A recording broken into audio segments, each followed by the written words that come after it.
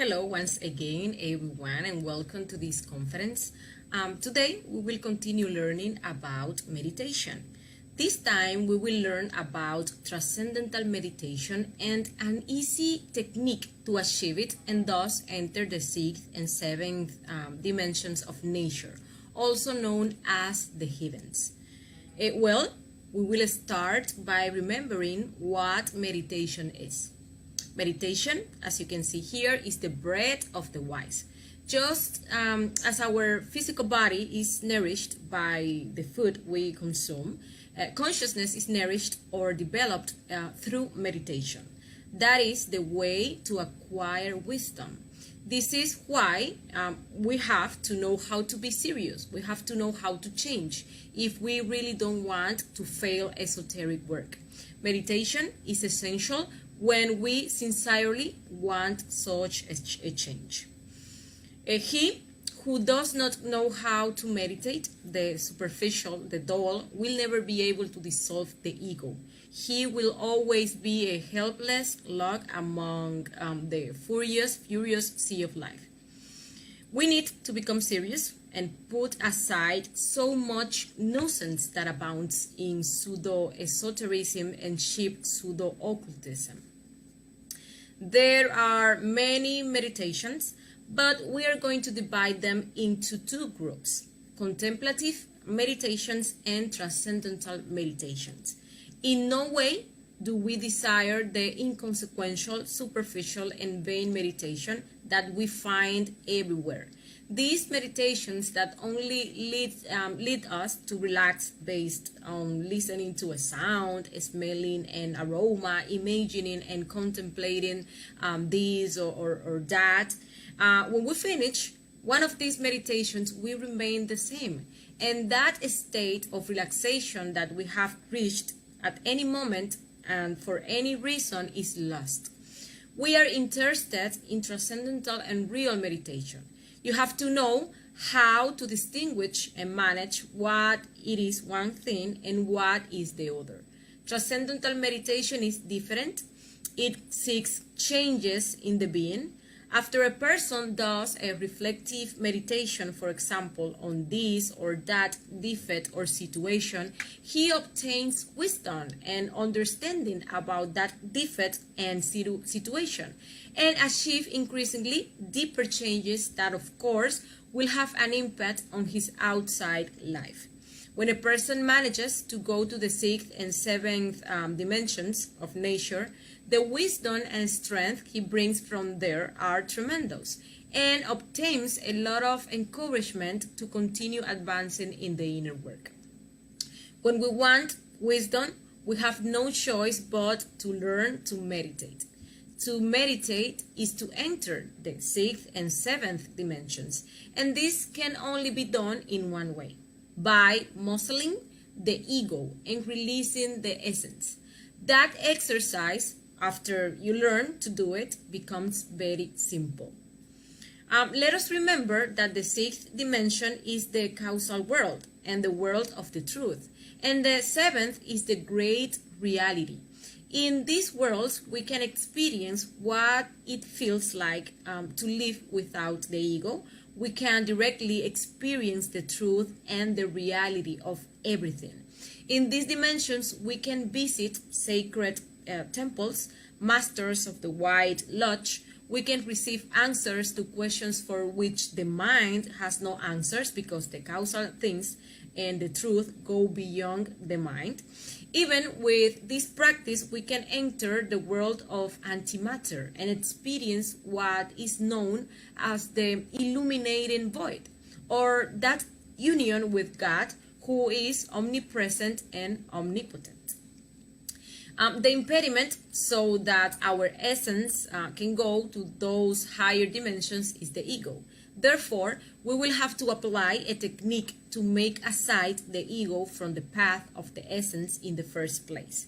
To do this, we must quiet the mind through a process of imagination that completes the active and passive cycles of our defects, so that the critical point of balance is reached. We achieve this through the development of an evolutionary thought and then an involutionary thought. When this cycle is completed, the mind quiets. This process is very easy. We can take a plant, for example, and we begin to imagine its entire evolution process from the moment we have the seed and prepare the ground to plant it until it grows and bears fruit. For the involutionary thought, you imagine how the plant begins to decrease, to lose its leaves until it dries up and dies. Once this is done, the mind is silent. It is time to muzzle the ego, and for this we will use the koan.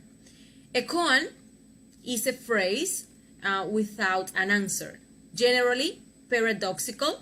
The mind will always try to answer it, but it cannot because it does not know the answer. Then the thinking process becomes saturated and exhausted and gives way, opens the way to the consciousness. Thus, the ego is jacked and the essence is released for a few moments. Some koans that we can use are, for example, if these two hands, when they clap, sound like this, we make the clap noise, what does one sound like? And we focus on how one sounds. And we wait for the answer until the essence escapes. Another one is asking ourselves, where is the truth? And remain waiting for the answer. Also, we can ask ourselves, where is the void?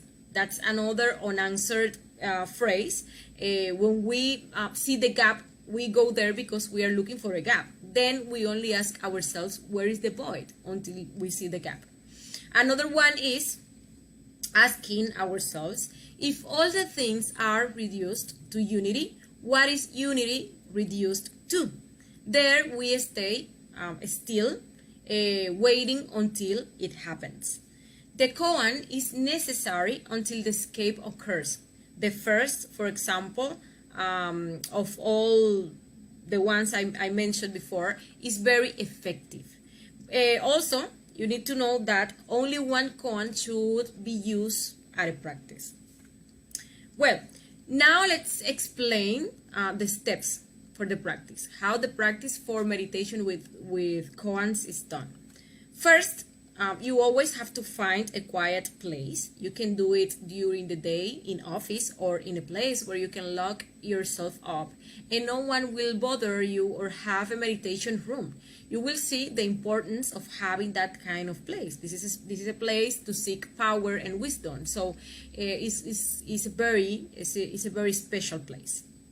Second, belly link conjuration and magic circle. Remember that with the belly link conjuration, we clean the environment from negative energy, and with the magic circle, we close that space. Okay.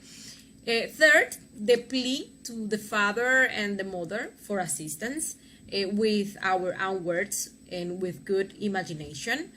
Then comes the relaxation. As simple as possible. We have to look for our body to be comfortable, that nothing mortifies it. It is advisable to relax the mind, the emotion, and the physical body. And when we feel very relaxed, we take the next step. Here comes the evolutionary thought.